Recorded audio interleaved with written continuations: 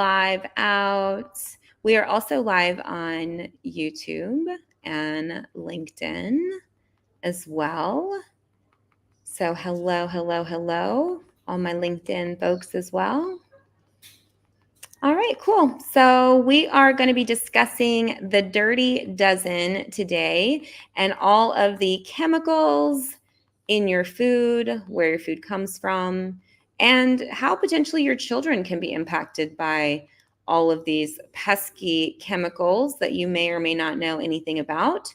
So on this holistic solution, we are going to be discussing all about the dirty dozen, how they determine what the dirty dozen is, what the dozen is, right? And then we are going to talk about food processing and talk a little bit more about the toxicity, herbicides, pesticides, GMOs, glyphosates, who knows? We'll talk about probably quite a bit in this episode of The Holistic Solution. My name is Dr. Erica Steele, board certified naturopathic doctor, and really, I'm a holistic doctor at the end of the day. Hey. How y'all doing? Welcome to the Holistic Solution. They call me Ferdinand, the bringer of balance, leader of many disciplines, and I'm here with Dr. Steele. We're here today to talk a little bit about the dirty dozen, harmful pesticides that are in your foods. Parents, I know y'all have noticed different types of behaviors that are a little outside of the ordinary with your children. And I can almost guarantee you that there's a few different things that are in the food that could help cause these different problems. Yes. Yeah, definitely. And I don't think that people are as aware. I think there's also a lot of misconception around organic. I think that there's also a lot of deceit in the world of organic. So what I mean by that is this. There are standards when we talk about organic. So there's a USDA standard, right? That's one particular standard. But then there is also, a family farm organic standard, right? And even though they may not necessarily be able to afford or can go through the USDA procedures, they may practice more organic, right? And when I say organic, it's no spray, like absolutely no spray. And also I would say to mineralize the soil, but I digress. So no spray would be considered organic, right? And then certain farmers do low spray or no spray. You can actually speak directly with the farmers if you buy local, and they will talk to you about it. You can build a relationship like anything else. Building relationships with your local community is really important. Building those strong bonds in your community, getting community gardens. I could literally go on and on about it, so that you get absolutely, where it's grown. I know that there's different weather challenges for sure, but there's also a lot of really good affordable options as well if you want to go that route. I really advocate for everyone, at least right now, to get off of the food supply simply because of the high levels of toxicity. These are not things that we're just making up. These are actual healthcare concerns that are being ignored. And we can no longer just look the other way and turn the other cheek. We have to have environmental protections, especially for our basic resources like our food, our water, our air, those sorts of things. Dr. Steele, I really appreciate you bringing that to the table, because that's a fact. We really do need to stand together and pay attention to what's going on in our environments. When we look up in the sky, we see clouds that don't look like regular clouds, right? Well, they come out of the tail end of an airplane. What is that that's still up there after we don't see the airplane 10 minutes later, an hour later? What is that that's still in the air? Is it coming down? Is it moving somewhere else? What's going on, right? Some people call these chemtrails. But then we've also got to think about what farmers would have to do to keep food growing if they don't have the natural process of the circle of life happening on their farms, right? Well, the vast majority of people in America, what I know about them is in the fall, they're raking leaves. Those leaves get taken somewhere and put somewhere. And what they're not doing, those leaves are not populating the ground. They're not giving that soil the nutrients that it needs. So how is food still being grown? These are all questions that we should be asking ourselves so that we can come to some answers. Because right now we have a lot of food that's being consumed on a daily basis across this country. Now, worldwide, definitely it's through the roof. But if we just focus on just this country, it's a whole lot of food that's being consumed every single day. But the natural process of being able to make that food grow, to manifest that food, is not happening and hasn't been happening for decades. So what kind of problems does that create? What kinds of issues do we see in society that are almost a mirror of this process, Dr. Steele? So we know all about, and I was just giving some of our TikTok friends, thank you guys so much for sharing and liking the live. And so naturally, when you have lack of minerals in your food and high levels of toxicity in your food, you're going to have challenges, right? Um, but I want to kind of go back a little bit because I remember before the show, you had given me, that study and we were looking at it, and I definitely want to touch on it because it's relevant. But I think that what's not correlated is also the people that live in those regions, that live in farm regions, right? So I remember when you were speaking about children that I've treated with chronic UTIs, right, that shouldn't have UTIs that young, and had been through the traditional route of antibiotic, right? And finally came to me kind of as a last resort. And at the core of it, right, they were exposed to what's in the air, right? And there's all kinds of things in the air. So some people call it chemtrails. I know in Virginia Beach specifically, because of, the sound of freedom, they have a lot of jet fuel. Well, jet fuel has xylene in it. Xylene actually affects the thyroid. So there is a higher per capita thyroid issues in that particular region because of that. Even in New York, they had a issue of, and one of my patients was affected by it. There was a whole incidence of, I believe it was Black men specifically, that were developing brain tumors, and they could not figure out, what toxin or what thing was causing it. And these are a lot of things. And I don't want to scare the audience naturally, because that's the initial, oh my God, fear, right? But, and that's honestly a part of deconstructing your healthcare, right? It's facing the realities that our environment, right? Our bodies and our environment are not sustainable together in the current state that they're in. And if we continue to abuse our bodies and our world, we are going to have a serious problem. And so we have to come back to our roots. We have to come back to our ancestry before the craziness of colonization took place. We have to come back because we've gone way too far. One of the things with the most recent large scale clinical trial that took place, it's like, we have to recognize that there are a lot of things that are out of our control right now, but there are also a lot of things that are in our control. That's a and fact.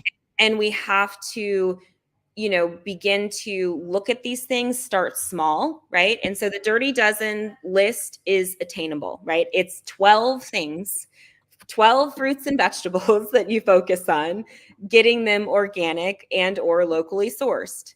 So that's only 12 things that you can work on. And here's the other thing is we do it a little bit at a time. It is going to take time to decolonize your life. And that's why we give you the holistic solution, because it provides you practical solutions. So here we go. We've got the Dirty Dozens. We're definitely going to touch on the study because I think it's fascinating. And I do think there's something about North Carolina sticks out to me truly, because North Carolina has tons. People don't realize how much farming goes on out in Carolina. So we love Carolina for that, but there's definitely a lot of challenges, and the locals will tell you that. So yeah. One of the things that you said a minute or two ago was that we need to get back to the ways of the ancient ancestry. And I agree that we need to decolonize our lives as much as possible, completely, really. A complete eradicating of the colonization mindset. But for those who do subscribe to certain religions, I'm going to go ahead and touch real quick on Exodus 20:12. Okay. So Exodus 20:12 goes like this: Honor thy father and thy mother, that thy days may be long upon the land which the Lord thy God giveth thee. All right, so I want to be very clear with the audience out here on what I'm actually talking about using Exodus 20:12. Okay, the ancient ancestors who wrote the scrolls that are a part of what we call the Bible today, the extension of the original canon. We have to keep in mind that they weren't writing about their mother and their father. They were writing about their ancient ancestors. So, what does it really mean for us now in this digital age to read something like that? It means that we need to honor our ancestors. We need to honor the ways that they lived. We need to honor the things that they ate. We need to honor the rites and rituals that they went through. And as a result of that, we manifest the same on the plane of things made manifest, or on the physical plane, we manifest the same capabilities that our ancient ancestors had, because we do have them in real time, but we have to act to manifest them, right? So these scriptures, use them to help you, because if you use these scriptures, what you'll realize is if you honoring your ancient mother and your ancient father, you'll realize that you don't have much of a need for a hospital. You should go and get your checkup every year, but you shouldn't need to go every single year for major things. You might have once or twice in a 20-year period of time where you might have some major problems. But if you honoring your mother and your father, your ancient mother and your father, well, you're going to get different kind of results out of everything, because there's wealth in our ancient ancestry, and we've got to come to an understanding of this. So I'm really happy that Dr. Steele brought us to that point of getting back to our ancient ancestors' ways, because those are the sustainable ways. Those are the ways where you don't need money to achieve whatever it is that your goal is, or whatever your objective. You don't need money. You don't need all these other things to get Yeah. there. All is provided. And I would like to say that during the last clinical trial that we went through, what really became very clear to me was people choosing man over God, right? And as I taught during that period, man does not have a good track record of playing God, right? We know that we are part God, but in terms of playing God, and now I'm the oh, holier than thou, and I know what is best for every human being on this planet. Absolutely not. And you know not to derail the conversation too much, but we have to start standing up against black bodies being tested on, right? Unconsciously or consciously, electively or not, because a lot of these practices of colonization of our colonized healthcare system are far removed from the land that we used to come from, that we originated from. What we were told was barbaric. What we were told was filthy and horrible, and all the things. I can't even, articulate them because it just blows my mind. We have to really address our internalized oppression and our shame that's attached to being taken and lost. And we get to use our power and reclaim our place. It is time Absolutely. for us to take our place. That's a fact. It's definitely time for us to take our place. And I want to piggyback on what Dr. Steele has been giving us. Please understand, all of y'all out there. And matter of fact, I want to thank y'all for being here. And, really appreciate all the comments. Matter of fact, let me put it back up on the screen. DP Total Body Care, appreciate you. Good afternoon to you as well. Thank you for being here with us every Tuesday and Thursday at 12:30 p.m. Eastern Standard Time. So we hope to see you again.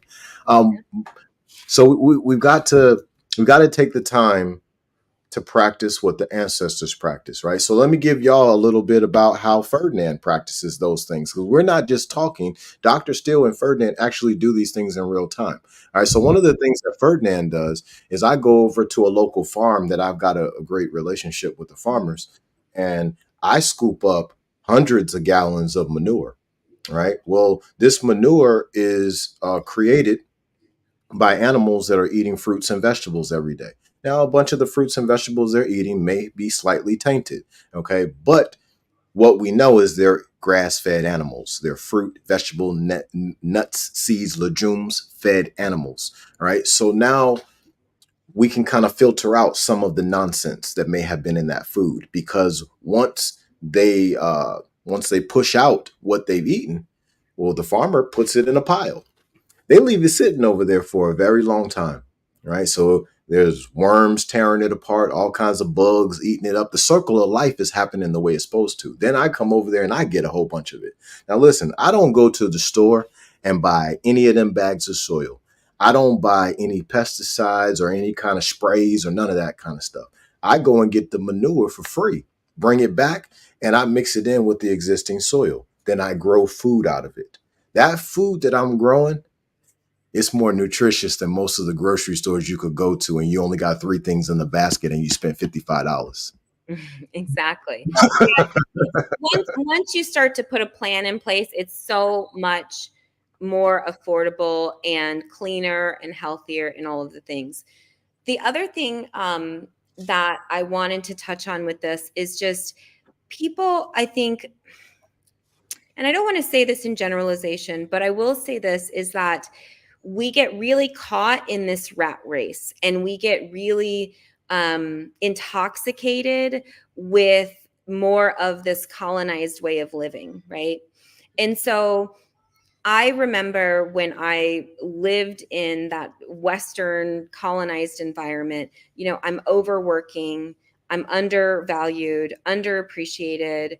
I'm constantly, there's demand, demand, demand, right? And even though I know all of the things, right? I don't have time. Why don't I have time? Because I'm constantly giving to others, giving to others, giving to others, neglecting myself, right? Because epigenetically, that is what we are trained to do as Black women, is to self-sacrifice, is to give. And I found myself in very much this plantation mindset that really did not work. And that in and of itself broke me down, right? So I'm carrying the weight not just of myself, but of others around me, the emotional weight, the burden of carrying that, right? So just in, when I left the States, I was like 190, but I was stressed out. It wasn't that I ate bad. It was all over the place. Sometimes I'd eat, sometimes I wouldn't, et cetera, et cetera, et cetera. Right. My energies were draining. I was always working tirelessly, doing this, doing that, dedicating my life to what I thought was self-service, right? When in fact, I was depleting myself. So again, a revolutionary act for Black women right now is to rest and do less. After leaving the States and having to decolonize my mind, my Western mind, my, American nationalism, the whole thing, the red, white, and blue, all the propaganda, right? And I was able to take a step back and get back to nature, right? Get my hands in the dirt, have to struggle, have to like Right. suffer, have to, you know what I'm saying? Like we don't realize, as in westernized countries, you don't realize, right, how out of touch, Yeah. time and space we are. We are like a phone away from, a bad healthy choice. You you know, know balance is super necessary. I highly recommend all the ladies, all the brothers out there who are watching, please take the time to do what Dr. Steele just said. Work a little less, but get more results out of it. How did we do that? We kind of take a back seat, we sit down with a pencil and a piece of paper, and we come up with a plan. Yeah. And then Yeah. we go out and we execute that plan. But see, I have a 4-step process that I like to give y'all. Right. So how this 4-step process goes like this: goals, right? First, you got to set a goal. You got to have a strong desire. You got to write it down. It has to be written down, right? You can Google Doc it, or you can write it out, right? But it's goal, right? And after you got that goal, now you got to sit down in meditation, and you got to properly brainstorm, right? And this brainstorm, you got to get some things on paper, right? So those visions that you see, all that, you got to get that on paper, right? Because each of those things that you've written down on that paper, they're actually a step in the plan. But you've got to take what was in the brainstorm. Now you got to organize it into a plan, and then you implement, right? So this is the 4-step plan: goal, brainstorm, plan, implement. But first thing you need to do is you got to do like the little girl in the picture with Yeshua, and Yeshua's got the big old teddy bear behind his back, and he's like, "Hey, baby, hey, little cutie, go ahead and give me that old teddy bear that's falling apart." Right? Well, you can't have the big teddy bear until you give up the old one, and you don't get to know that there's one behind his back. Right? Well, it works the same way in adulthood. Right? You got to step back a little bit. You got to sacrifice, let go of a couple of different things, and then what happens once you do that is now you have the clarity to choose a way forward, to choose your deep core desires. Once you've done that, the next step that's going to automatically happen, your awareness is going to increase exponentially on that desire, that goal, the ability to achieve it. You're going to be able to see all these things that Dr. Steele and I are talking about concerning this dirty dozen, and all of these different types of chemicals that are being put in the food in one way or another, to for preservative purposes or for other types of purposes. You're going to be able to see that. It's going to be easy to see. Not only are you going to be able to see it, you're going to be able to taste it. Your palate is going to be able to detect it. Mm-hmm. Yes, and that's the thing. It's about coming back to self, right? And trusting self and trusting, knowledge is one thing, right? Book knowledge is one thing, but if you're not practically applying it and you're not fully integrating it into your life, then it's not real, right? And there's so many false prophets out there, and there's so many people who are not doing the work. And it's important to also recognize at the same time that it's a journey and it's a process, and to let go of shame and to have, right? And so we are beginning to learn how to have and how to be and how to give. And I'm really excited about sharing a very practical tool, because I know we talk a lot about mindset and different thought processes and different resonance, but understand that when you're healing, it's not a linear experience. It's not that colonized approach that we're trained. It's like, okay, I'm always looking for the symptom, or I'm always looking for the one, treatment that's going to fix it. And so the holistic solution, they are solutions, right? But it's progressive. It's going to take time. You're going to start with the dirty dozen and then eventually get into, let's say, water purification systems or air purification systems, or all of these things create an investment, right? Of time, of energy, of resources. And so take your time. Like, I've been in this for so long, and it was always a priority, right?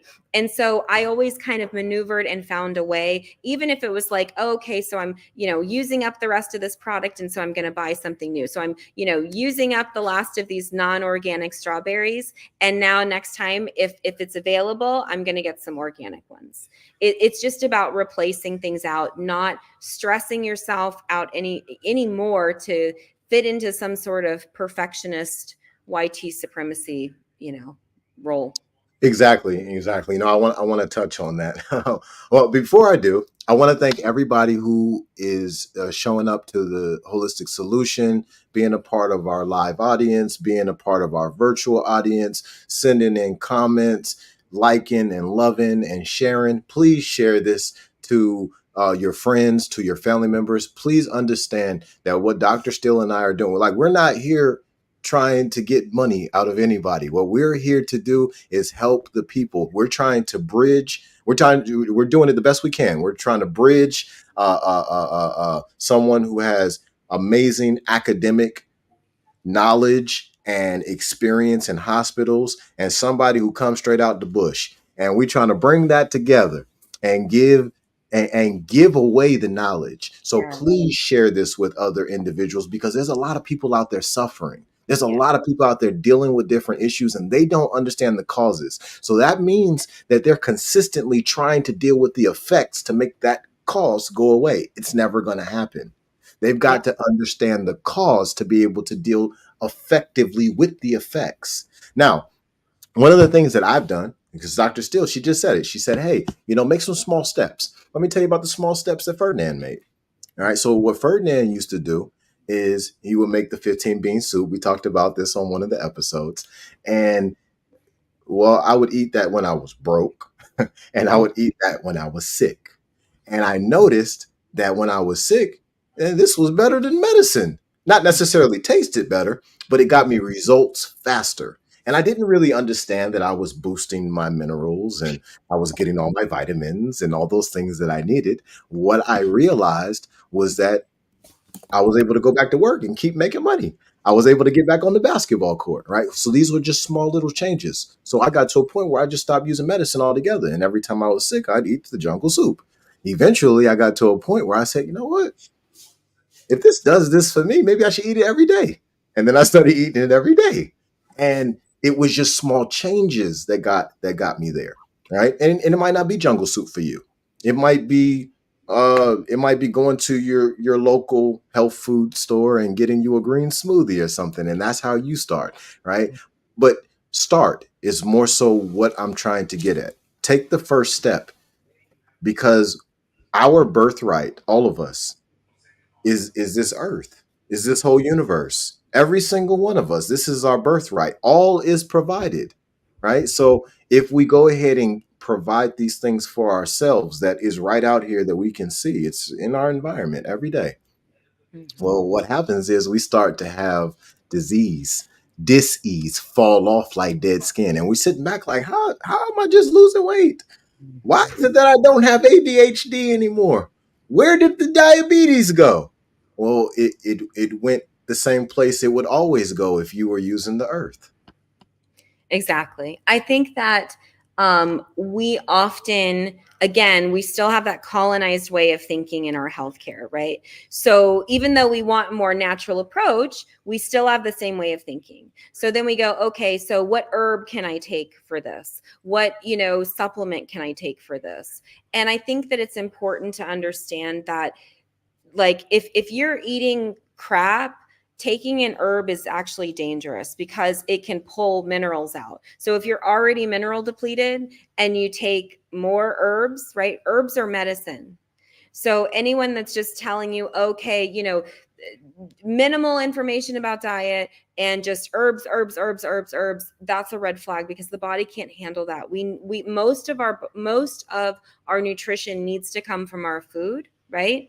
Herbs are what? Occasional. Now, doesn't mean we can't do herbal teas like ginger and things like that. I do that all the time, right?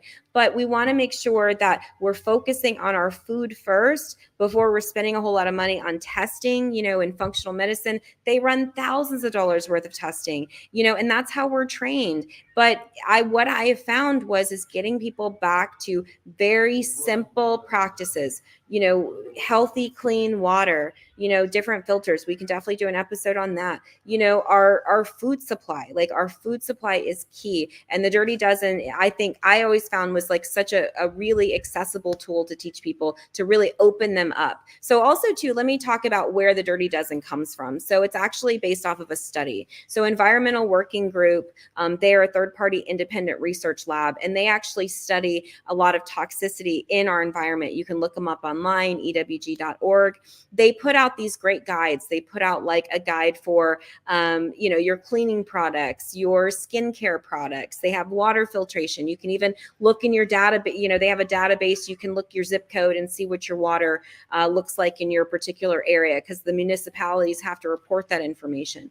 So it's just a really good centralized place. They have all the studies. Of course, it is a website. So they have, you can sign up to become a member and all that stuff. But they have a lot of great free information that is just very, very good. So the Dirty Dozen is what they put out. So they put out every year kind of their list. I think it's every year. They put out their list of 12 things. So let me go over the list and then we'll talk about it hopefully. Oh, the other thing I wanted to mention was about kitchery. So I remember when I did lots of copious amounts of yoga, and I was all big into the yoga thing, and so we would eat kitchery a lot, which in India, right, is a simple dish. It's like rice and mung beans and pretty much just like your whole kitchen, right? That's how I could remember it. And really you would just sit and, when you're not feeling well or even just general. So I think every culture definitely has like your equivalent of a bean soup. Okay, so the 2024 Dirty Dozens is strawberries. They're always on the list. Spinach, kale, collard, mustard greens, grapes, peaches, pears, nectarines, apples, bell and hot peppers, cherries, blueberries, and green beans. These items were found to have the highest pesticide loads among 46 tested crops, with many samples showing residues of multiple different pesticides. The list serves as a guide to consumers looking to reduce their pesticide exposure, especially when purchasing non-organic produce. Wow. So, I'm yeah, sorry for cutting you off, Dr. Steele, you're, but that just like smacked me in the face. yeah. Wow. I'm sorry. Please keep going. I just had to Yeah. do that. No, it's totally fine. Yeah. And so I'll just reiterate, right? So they actually test every year. So they test 46 randomized crops, and then they look at the samples showing the residue, and then they test for what they are. So they found multiple different pesticides. And then they say, okay, these are all the foods that have the highest amount. And really, they hold on. Like, for instance, strawberries have a really thin skin. So pesticides get in there and it pretty much gets into the whole thing. A lot of times grapes, yeah, grapes is number 4. I always call grapes like pesticide bombs. People hate it when I say that, but literally think about it. Like the skin is so frail that, it's a pesticide bomb. What can I say? Sorry. And that goes for wine too. So you definitely want, if you drink wine, you're gonna want to. And then wine. Oh my gosh, we should do a whole show on wine. I've gone deep on the alcohol world. That's a whole nother. It's not very often that somebody could kind of wow me or surprise me. I done seen a lot. I done been all over this planet.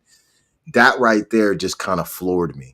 I already knew that there was a problem. Make no mistake about it. Of course. But it's one thing to learn that these are the highest content of foods, with pesticides in them. So, when you think about that, Dr. Steele, help me understand a couple of different ways to deal with this. Because I know one of the ways, you could pour some water, put your fruit in there, put some baking soda or something, or some vinegar or whatever. That'll help a little bit. But a lot of these pesticides are in the actual fruit. So what do we Yes. do? Yeah, really, like those foods, absolutely. And I know what you mean about like, whoa, because even when I read it again, I was like, wow, like because so many of those foods are so common, right? And again, they're tested every year, so they change. So I haven't even looked at it this year, bad girl, right? And I mean, I don't live in America either, but when I looked, I was like, wow, like that's like strawberries. I eat those all the time. Peaches, I love those, but I don't eat them as much. Apples, I like every day. Cherries, love those. Blueberries, green beans, I mean, a lot of those things are staples. Kale, collards, mustard, those are spinach. Those are all staples that people eat, right? And so if you're not thinking about it, it's like, whoa, you first hear it. And the fact too, I think what makes it even more amazing is the fact that this isn't just made up. This isn't just like, oh, we're thinking, like, this is verified. They tested this, they tested that, and they know, what's going on, which is nice. Wow. Like that. I'm sorry, but that just kind of threw me off because it makes somebody like me feel like everything I feed my children, I've either got to grow it myself or I need to go and forage. I need to find some heavily wooded areas, and just kind of, you know, do my rounds in those areas and look for foods that are growing there and feed that to the family because it it's like everything in the grocery store, no matter what aisle that it's on, perimeter that it's on, Yeah. it's tainted. It's dangerous to give to yourself. It's dangerous to give to your children. Yeah, precisely. Well, and also too, we, talked briefly about, a lot of the food recalls that are happening, listeria, salmonella, it's not. And also too, in these factories, I'm sure the sanitation is not where it needs to be. Also too, as they're, moving from one place to another, shipping, all of that, the time that it takes from when it's been picked, it's been processed, and it's been shipped to. And a lot of times in places where, they have abbreviated growing seasons, because they don't have full sun all year, they're importing foods from other countries, which isn't necessarily, always a bad thing per se, but you also have to think about your microbiology in your gut, your bacteria. You have to think about all that kind of stuff, just in terms of how it's going to all combine. And just for the for I didn't mean to steal Dr. Steele's wisdom, but just for the audience, so y'all understand, this is a peer-reviewed article that Dr. Steele and I were taking a look at right before the show. And there's some alarming things in here. Dr. Steele, I could talk from the Bush perspective, but you got all the big words. You make it sound good. I like the Bush perspective. It's very humbling. It keeps me grounded. It keeps me back to my roots, which I like. So it's Well, not before you jump in, then okay. it's okay. I'm Yeah, gonna. let's do it. Let's do it. Go ahead. That's I the just purpose want of the show. Go I ahead. just want to point out a couple of things for Yeah. the parents out there. I want y'all. I want to read this to y'all. Right. I'm not even going deep into this just yet. I just want y'all to hear this. A diet rich in fruits and vegetables, FV, is associated with reduced risk for many diseases. However, most children in the U.S. do not meet recommendations for fruit vegetable intake. In fact, from 2003 to 2010, no socio-demographic subgroup of children met the U.S. Healthy People 2020 total vegetable target, and only children aged 2 through 5 years met the fruit target. Because dietary patterns established in childhood persist into adulthood, a large number of policies and programs aim to encourage children to eat more fruits and vegetables. Accurate assessment of children's intake is critical to judge progress toward this goal. Please understand that not only are our children not eating the proper amount of fruits and vegetables, Dr. Steele just made it clear that a bunch of the fruits and vegetables they are eating, if they're even eating those, are they have the most pesticides in them amongst the foods in the grocery store. Correct. Yes, Please exactly. understand, and I'm so sorry for cutting you off. I'm gonna say this, Good, I'm gonna be good. quiet. Please understand, parents, your food is poisoned. Your children's food is poisoned. If you like to give your children food that represents love, represents compassion and empathy, it is very, very important for you to grow your food. Go and buy a couple of different books that helps you identify plants in the wild and learn which plants in the wild are nutritious, that give specific benefit for iron, give specific benefit for calcium, give specific benefit for iodine or bromides. Please take this serious, because what we are giving to everyone right now should help you see there is almost nothing in a grocery store that's safe except for the smile that the cash register attendant will give you. Yeah, precisely. So, no, on TikTok, let's see, Rebels Esquire. No, we're still on. It's just we are streaming on YouTube as well, and so yeah, just go ahead and tune in. If you have any questions, feel free to drop them in the chat. We're going over a study that actually looked at baseline data from children aged 2 to 12 years old, in low income households in 4 US states. So they looked from New York, North Carolina, Vermont, and Washington. They also were testing out a specific tool measuring skin carotenoids with a particular scanner, which I thought was really interesting. The result actually concluded that they do think that this particular scanner is a positive tool to be able to assess the skin carotenoids. So that's really good. Let's see. Hold on one second. There You want me was to go back to that study you were just talking about? yeah, exactly. I was looking at that, and there was one other thing that I wanted to Yeah, I really like the fact that like they were validating this particular tool. It was an automated self-administered 24-hour recall, right? So they had these recall measurements when they were looking at. So I'm a big tester. I love to test things because then we can measure them, right?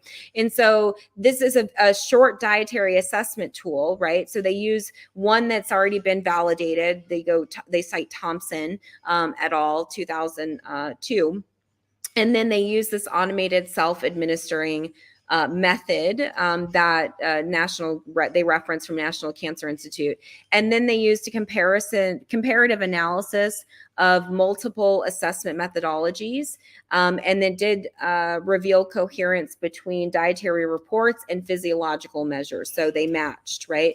And they were looking at serum carotenoids in that particular comparative analysis. That was Morgan 2019.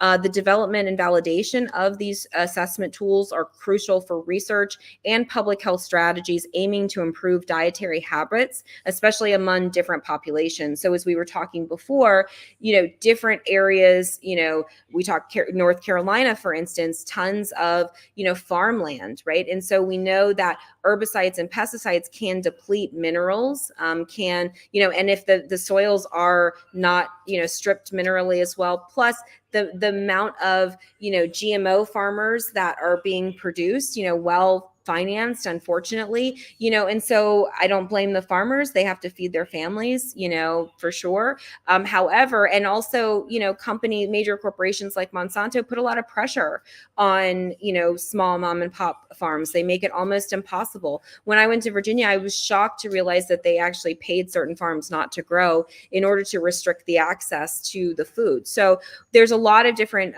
issues going on. And so I like the fact that you can assess yourself. I mean, obviously, this isn't a direct to consumer product and, it's just in research, but definitely shows some, positive correlation for, finding a dietary measurement, because, we have a lot of testing tools like in functional medicine. We'll do like obviously basic blood for, let's say vitamin B6 or vitamin B12 or magnesium, even though it's not as accurate in blood, and then we'll have like an organic acids where we look at absorption, small intestines. Then we'll look at things like spectra cell micronutrient panel that looks at almost like your hemoglobin A1C does, where your 3-month fasting average, that's on your red blood cell, but the micronutrients on your white blood cell. So we can actually see, how much you're holding on to your nutrition, and that's just based off of lab work. So to have a skin tool, especially with kids, to have a skin tool that's super easy, that you can pop it. We'll see. Obviously, these things are just still in development, but I think it's interesting that we can look at different regions and go, okay, because of their food sourcing and because of their food supply, this is what's happening too, because there is going to be an impact, whether we like it or not. That's a straight up fact. It's, I don't know. Like today, no, like I said, I'm a little flabbergasted. I'm a little like outside of my element today because I I eat as healthy as humanly possible for somebody who lives in America. Like I'm in the middle of the suck. And it's vegetables, fruits, nuts, seeds, legumes every day. Like my fast meal just about every day is a kale soup that I came up with called jungle soup. And then I pour trail mix in the bowl with the kale soup that has like ginger and turmeric and all this stuff in it. And then I pour hemp seed shells or whatever in the same bowl. This is what I'm eating every day.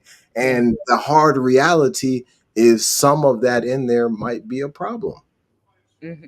Oh yeah, indeed. Well, and exactly. I think too, there's always that initial shock of, oh my gosh, I eat all these things. And remember, for those people that are just joining, we're talking about the Dirty Dozens list. So 2024 Dirty Dozens list from Environmental Working Group, which is third-party independent research. Hey, Wireless, independent research lab where they tested actually 46 crops for the highest pesticide loads, and they found they do this every year. And so strawberries, spinach, kale, collard, mustard greens, grapes, which I always call pesticide bombs, peaches, pears, nectarines, apples, bell and hot peppers, cherries, blueberries, green beans. So these samples showed the highest residues of multiple different pesticides.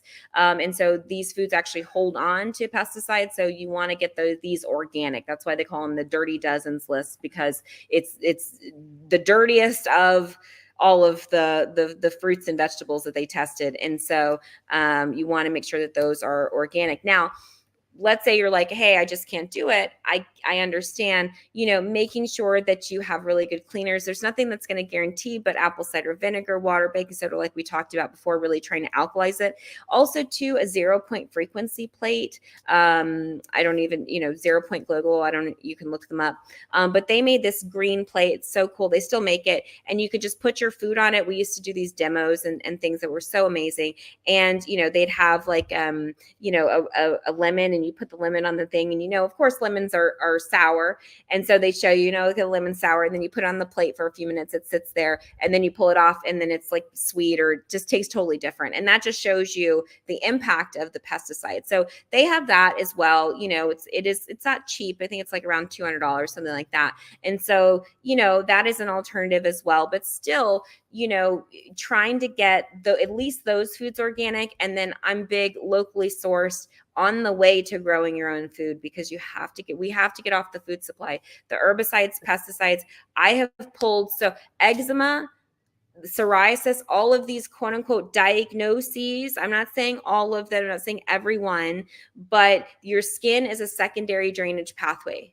Meaning that if your primary drainage pathways, your liver, your kidneys, your blood, your lymph, your lungs, your large intestines, if those are, and I know I'm simplifying it, but if those are full, right, it's going to lean to what? Your skin, your sinuses, and your reproductive organs. So if you have sinus issues, it's usually a liver issue. You have skin, it's usually liver and small intestines, like infections and stuff like that, because the liver dumps in there. So if you have all these exposures to herbicides, pesticides, Wendy's, McDonald's, Taco Hell, all the things, right, with food dyes, additives, colors, and then you're eating non-organic produce here and there, you're literally walking around, and then you're wondering why your skin is itching and gross or whatever. Like I said, I left the States stressed out at 190 pounds just over this it's not a short period of time, but over the course of a year to 2 years, I dropped all of it. And I'm down back to, almost where I was when I moved to Virginia.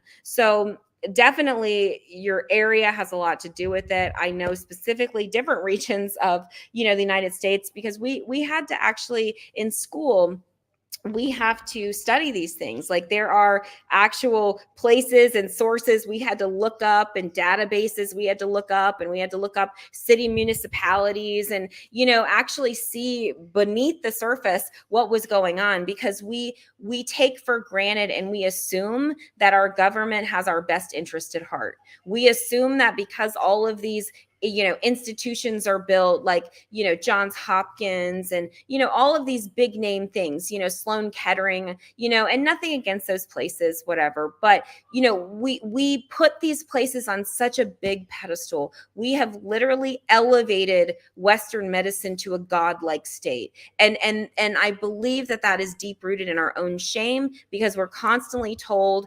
we're barbaric. It's not scientific. It's not evidence-based. So since when did we need science to prove that proper nutrition is healthy? Since when did we need to have science to prove that a lack of herbicides and pesticides in our food is a good thing? Since when did we have to have science to say that clean water, clean air, right, are good things? Like at a certain point, stop the insanity. I get science. I love scientific method. I am a big believer in it. However, with all the special interest groups that are backing these research studies, that are, I'm sure, hand palming this person and that person and this person, right? We're not actually getting real, true information. We're getting filtered, right? That's why health access is such a huge issue. We need to have access to pure, unadulterated, uncorrupted data, which is what I've done and what I continue to do with remote patient tracking, with educating patients about what their numbers are. Simple numbers, your pH numbers. Your salivary pH, your urinary pH, about your buffering system, your respiration rate, your breath hold time, how that relates. Are you building more acidity in your body? Because we're nothing more than house plants. For real. Thank We're you. literally Thank you. upon and And the roots are the villi in yes. the intestinal tract. Exactly. Exactly. Absorbing all of the nutrients, right? And what are you putting down? Every time you're eating, you're asking yourself, what organ am I going to feed with this meal? Right? How am I going to help? How is it going to help my immune system, my hormonal system, my all the systems I keep complaining about? I keep aching and paining. Okay, what foods are good for what organs? What good foods are good for that? I tell you, garlic is good for just about everything. Onions are good for just about everything, like there is ginger, just about everything. There are certain ancient staples, right? Even if you're trying to get rid of vampires, all y'all out there that's worried about the vampire sucking blood, get you some garlic. Make sure you eat some too, though. Don't just hang it up around the door.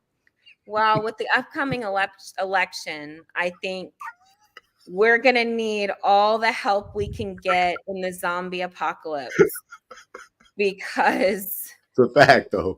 let me tell you.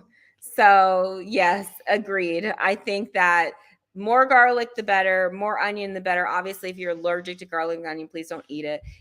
However, for the vast majority of us, praise God, we can eat, consume, an antimicrobial. One thing that's fascinating, I want to kind of leave the listeners with.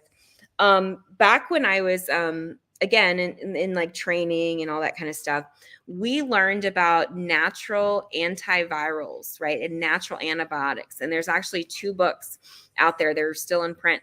I can't remember the author's name, but if you're curious, drop it in the comments and I'll find it for you. But so it's interesting because he wrote about all these herbs that are great for, healing this and healing that, all natural, 100% natural. So of course, I'm like, Dora the Explorer. I'm like, let's go find it. Come on. What was that guy's name? Swiper. So anyway, so I'm like, come on, Swiper, let's go. And so sure enough, what was interesting, I guess Swiper had already gotten there because I was not able to find now one of those herbs on the planet. And the one I actually employed one of my other naturopathic colleagues that I was training at the time, and she sourced it. The only place she sourced it was Africa, right? We were trying to get it out of Africa, right? But of course not. So I just want to put it out there, that maybe, just maybe, the institutions that we have learned to trust our everything with, maybe possibly historically, scientifically, maybe don't have our best interest at heart. And maybe we need to just start educating ourselves and empowering ourselves. Ferdinand came together again. He's very self-taught. I absolutely respect him as a self-taught person, right? And I respect self-taught people, right? That are not profiting off of other people. So if you are a self-taught person, right, and you have not done the work of, working on yourself and healing yourself and practicing and working with your family and being a strong practitioner of self first, you have no business teaching other people. And even still, there are still nuances involved. So you have to be careful, which is also why me as a professional, I've spent years learning this, but more importantly, putting a structure in place. Right? Let me chime in on that. I got to Good. listen. I'm telling y'all right now, there's a process to this.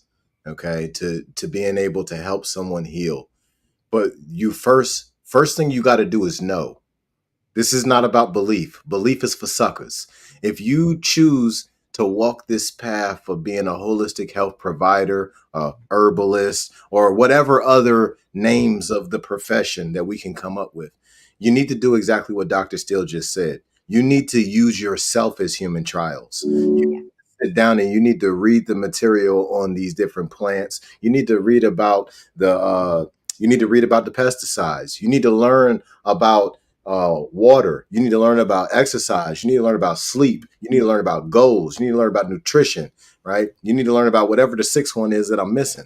But the point that I'm trying to make is you need to do exactly what she just said, or you have no business being out here trying to help people, because you can create more harm than good if you have not actually walked the path for yourself so you can see how it works for you. Now, understand that how it works for you may not work exactly for the next person, but you still need to have a baseline understanding. And without this baseline understanding, you could create so many problems and then sit back and you might not get sued. Oh, but you're gonna have to pay the heavy price. You're gonna have to pay that universal karma price. Yeah. And you don't even realize how heavy that is. It's gonna be much heavier than what some judge in the Supreme Court could give you. Correct.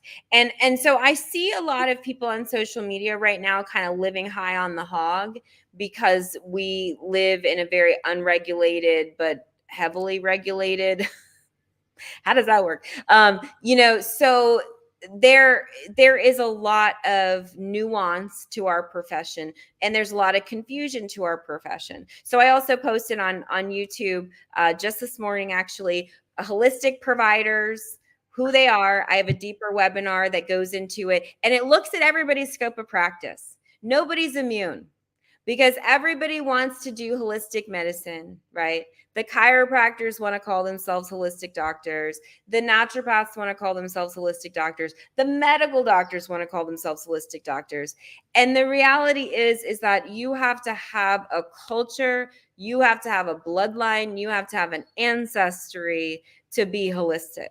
It is not just something you go, it's not a certificate course. It's not a, oh, I did, 10 solid hours of YouTube. Like, just because you have MD, DO, DC, just because you have letters does not mean that you can colonize something that has cultural context. Like, oh my gosh, I'm just gonna go off for a second. So yeah, I love SEO, right? And so I was looking at like the SEO of my videos, and so the video is like, one on earth is a holistic doctor. And so it put like holistic medicine is like the SEO word, or whatever. Holistic medicine doctor is the SEO word. So it pulls up like where you are this is where you're going to go in the lineup of, people using that keyword. And I fell over at the other people using that keyword. And I'm not here to like judge, right, or shame people for their journey, right? But I'm just going to say this. If you are a overweight YT woman and you are trying to promote holistic medicine, I really question what the message, the intention, the what you are bringing forth. Because when you're working y'all can't see this on TikTok, but he has a Ferdinand, I'm gonna call you in the back. You're so excited. I was it was all that. It was that. It was the other. It was like it was nothing. It was not us. And I'm so tired of us not being recognized for the work that we've contributed to medicine. Go ahead. Yes, 100%. We are the creators of what medicine is in its entirety. That's not a personal opinion. That's a bona fide fact. I could prove it to anybody. If anybody wants to challenge me and be like, Ferdinand, write an APA or MLA paper about it, no problem. However much of the length you want, however many words you could choose, how many pages that you want, I could write it, and you guys will be sitting back like, wow, I didn't know that. And I have a PhD. Well, I can prove it to you. I got the books in my mastermind library. I got to run. But what I do want to say is this: holistic health is all of our birthright.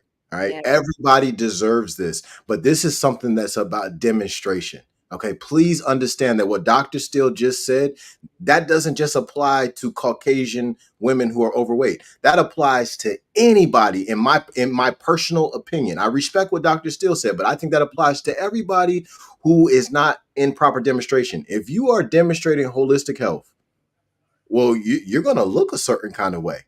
You're going to have a certain amount of energy.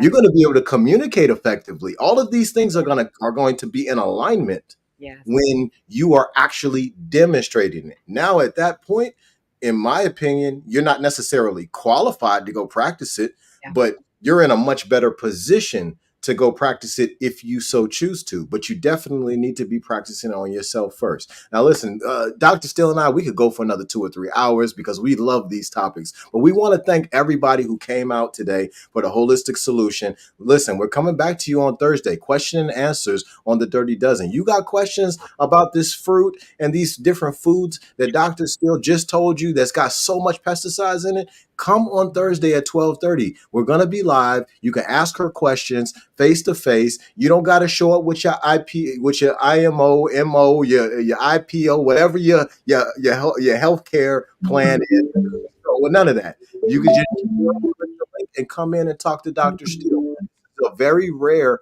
opportunity to be able to come into a virtual room and talk to a trained, extremely competent holistic health provider, naturopathic doctor, qualified counselor, and that person give you answers and you didn't have to pay them $1. Listen, I hope to see y'all on Thursday, every single Thursday, 12:30 p.m. Eastern Standard Time. Yeah, and I just like to say when you so I'm a PhD in international psych, right? So I'm looking at not just race but also ethnicity, right? And origin. And so when we're looking at, your race is one thing, right? That's phenotypical, it's a social construct, right? Totally man-made. But then we look at ethnicity and then we look at the roots, right? It is the African indigenous woman, right? Not even the male. It is the Afro indigenous woman, the African woman, right? Who is the creator. And so we are the truth, we are the wisdom, we are not being heard, we are being unseen, unheard. And so I'm hoping that in this format and by our grace, I've spent my lifetime learning this stuff. I always like to say, I went to school so you don't have to, right? I love learning and I love breaking everything down and giving it to our people, because our people, meaning Black people across the diaspora, need this information the most. And I Yes. know that some people may be offended by that statement. However, Black people are the leading, right? We are leading chronic lifestyle diseases based off of low health education, low literacy, and also low access. So by giving this away, we have a Discord, we have, we're on different socials. We're in a soft launch right now. We're getting there, but we definitely are getting to the point that we just want to give away so much. I'm so excited. I was looking over all my PDFs and stuff to share with you guys. We're going to have, detox programs, all kinds of different things. It's going to be amazing. I'm really, really excited about it. And again, just giving things away so that you have resources, but also too, because I'm here and because I love public education and public health so much, we want to make sure everyone's safe and that nobody's hurting anyone. Absolutely. And before we go, this is the last thing I'm going to say that I'm about to hit end. I want to thank Dr. Steele on behalf of everybody out there who's listening, because I want to say how rare it is to be able to come in contact with a naturopathic doctor who will give away their knowledge. Listen, I've been on this journey for 7 years. I can't even tell you how many medical doctors wouldn't even talk to me, how many naturopathic doctors wouldn't talk to me, or I just couldn't find them because there's not that many of them. And now we have a naturopathic doctor, a holistic health provider, a real competent professional right here in front of us. Listen, get the most out of this, y'all. Listen, y'all be blessed. Dr. Steele, you got any closing words? Nope, I think I'm good. I think we've said a lot. I'm super excited to see you guys on Thursday. See y'all on Thursday, 12:30 p.m. Eastern Standard Time.